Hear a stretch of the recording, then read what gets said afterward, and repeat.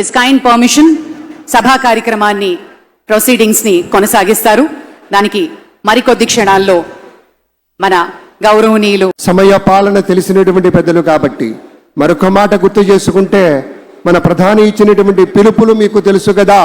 నరేంద్ర మోదీ గారు ఎప్పుడు చెప్తారు, స్వచ్ఛ భారత్, ఆత్మనిర్భర్, బేటీ బచావో బేటీ పడావో ఇత్యాది పథకాలు లేని దేశాన్ని కలలు కనాలి.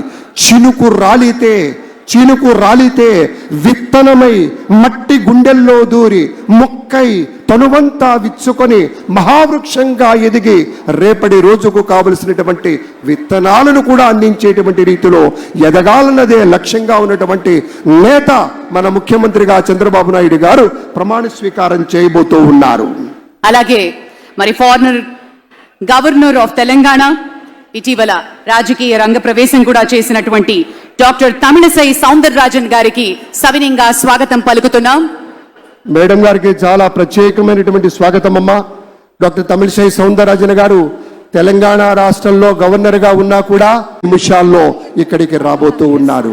భూమి కోసం, భక్తి కోసం, పేద ప్రజల విముక్తి కోసం నిరంతర పోరాటం, ప్రగతి కోసం, ప్రజల కోసం నిత్యం విజ్ఞాన రథం ఆయన గళం. చంద్రబాబు గారి విజయం వ్యక్తిత్వం ఎప్పుడూ కూడా తప్పనటువంటి విజయం. ఒక విశేషమైనటువంటి రీతిలో ఒక మహానేతగా ఒక ప్రమాణాలు నెలకొల్పి మన ప్రగతికి ఆనందకరమైనటువంటి ప్రయాణం చేయించేటువంటి ఒక రథ సారథే మన చంద్రబాబు నాయుడు గారు. మరొక నిమిషంన్నర వ్యవధిలోనే ప్రాంగణంలోకి విచ్చేశారు శ్రీ ఎస్ అబ్దుల్ నజీర్ గారు, his excellency governor of Andhra Pradesh. మరికొద్ది క్షణాల్లో ఈ వేదిక మీదకి రానున్నారు. Ladies and gentlemen, we also take the pleasure in a few moments from now, Chief Minister Designate Sri Nara Chandrababu Naidu garu, along with the Prime Minister of India, Sri Narendra Modi ji, will join us on stage